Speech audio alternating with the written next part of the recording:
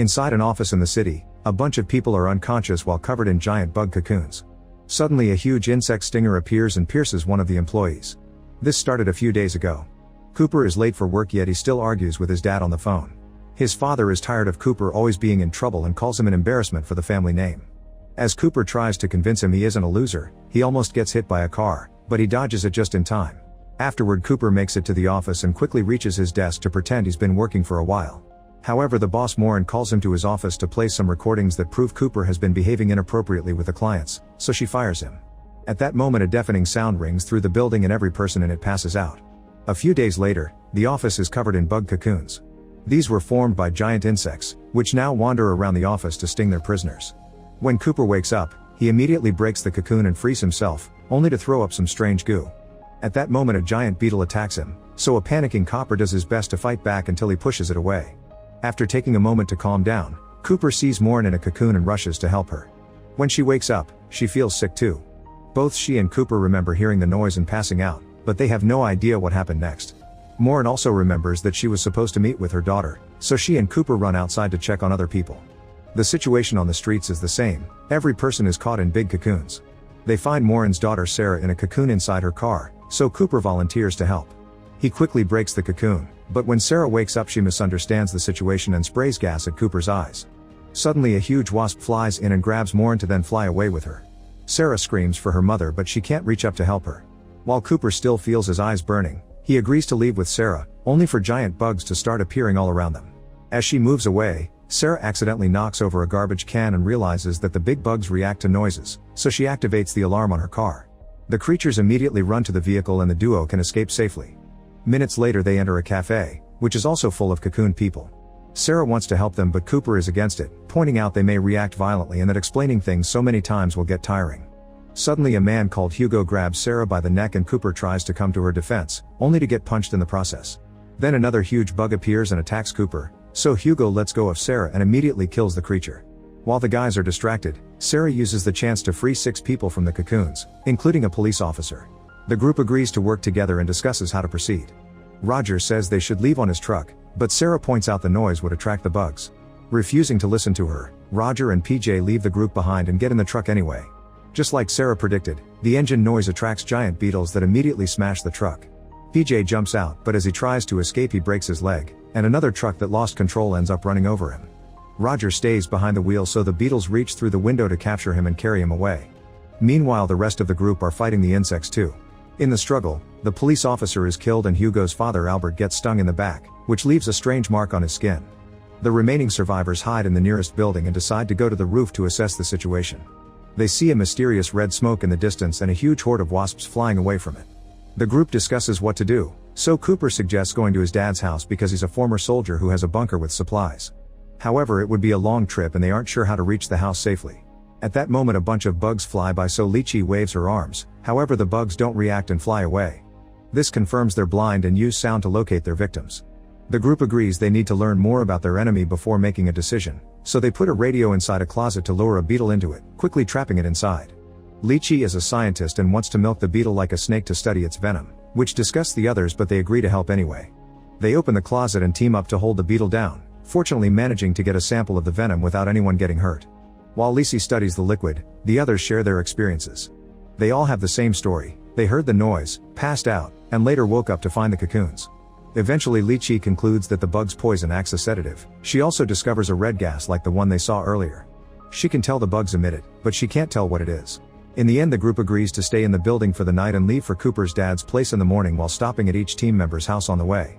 Moments later, Cooper can't sleep because he's sure he met Sarah before but he can't remember where. He goes looking for something to eat, but when he grabs a box, normal bugs begin crawling out of it. Cooper gets scared anyway and immediately drops the box, only to get startled again by Cindy. She explains she works on TV and wants to leave with him to the studio to try to call someone for help. Cooper likes the idea and says they can return for the others in the morning, but Cindy says she only wants to leave with him. Creeped out, Cooper cancels the plan. The next morning, the group wakes up when they hear a loud noise coming from the closet. It seems the beetle is trying to escape and is screeching to call its buddies for help, so Albert just breaks into the closet and quickly kills it. The group agrees it's time to leave, but Lychee decides to stay behind and wake up as many people as possible because they could help fight the creatures. The team leaves and while they walk, Cooper tries to talk to Sarah, but he behaves like a weirdo and Sarah calls him immature. This ends up with both using sarcasm to insult each other. Moments later, they arrive at Albert and Hugo's house and Cooper goes inside with them to look for Hugo's mom. While waiting, Sarah is shocked to find a note with Cooper's phone number in her pocket. Inside, the trio is upset to find the mother dead. A furious Albert makes sure to grab a gun before rejoining the others. Cooper tries to point out that the noise of firing a gun will attract more enemies, but Albert ignores him. The group keeps going and makes it to Cindy's brother's house. There are several people in cocoons in the yard, suspiciously organized in a line. At that moment, Cindy's brother comes out of the garage carrying another cocoon and revealing his transformation. He's become a half-bug mutant. When he sees the group, he immediately attacks and wounds Cooper in the chaos. Cindy tries to connect with him, but the guy isn't human anymore and can't understand her. He thinks like a beast and immediately grabs her, so Hugo has to save her.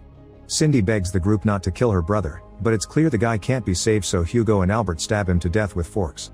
The group rushes to Cindy's house to spend the night and Hugo and Albert lock all the windows and doors. While Sarah treats Cooper's wound, he says if he ever turns, she should run instead of hitting him. He also admits that he always dreamed of what he would do during the apocalypse. He wanted to live in the woods with a girl like Sarah and repopulate the planet. The duo chats for a while and starts bonding, especially when Cooper shares that he recently lost his mother too. Meanwhile, Albert is exploring the house and starts to feel unwell. When he bumps into Sarah, he doesn't tell her about his pain, but he does ask her to take care of his son like she takes care of Cooper. Later that night, Cooper suddenly is awakened by Cindy, who is grieving for her brother. Needing some comfort, she takes off her clothes and asks Cooper to take care of her, coming too close for comfort. However, Cooper gently pushes her away and turns her down.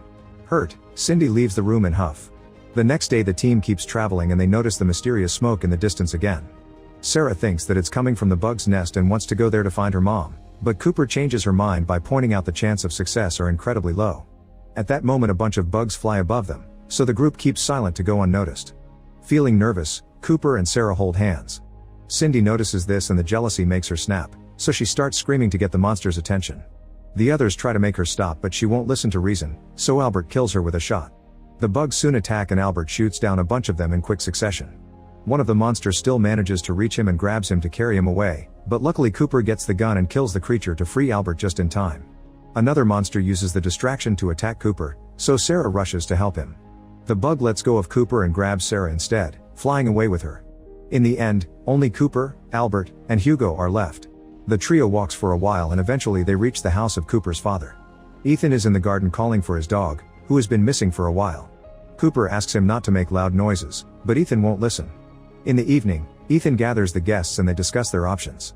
Suddenly Albert loses a tooth and before everyone can react, he begins transforming into a bug mutant and attacks Cooper.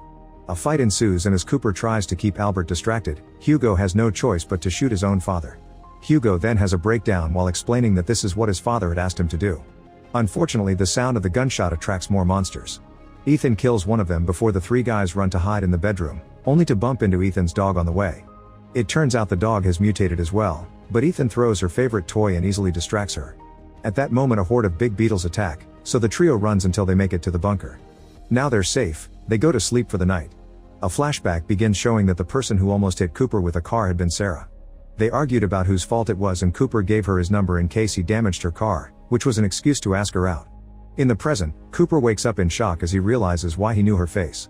During breakfast, Ethan says there are no government messages on the radio, which means they can't hope for help. He wants to plan a route to a safe place, but Cooper is tired of following his father's every whim and announces he'll go to the nest to rescue Sarah. He asks his dad for help, but Ethan refuses to go with him.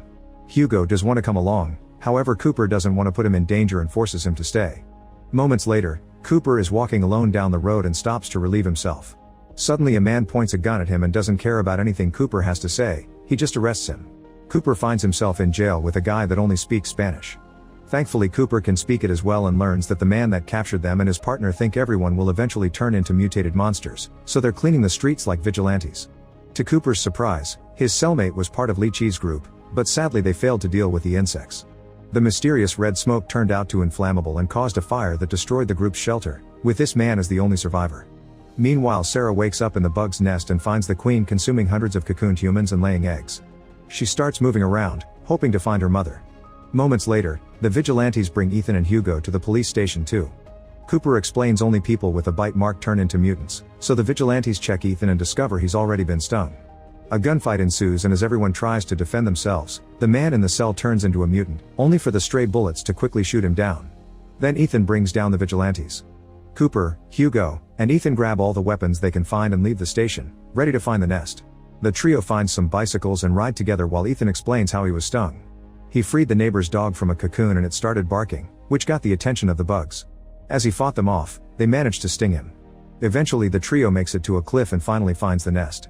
Inside, Sarah is still moving and is shocked to find a mutant child, who immediately starts screaming.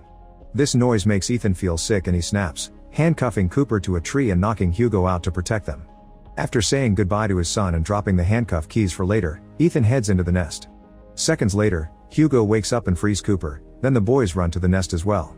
Inside, Sarah is carefully moving around avoiding enemies when she's suddenly startled by Ethan. Thinking she's being attacked, she stabs him in the hand with a knife. Ethan quickly introduces himself and Sarah cries, admitting she hasn't found her mother. After Ethan comforts her, they go looking for the queen, but they don't find her where Sarah last saw her.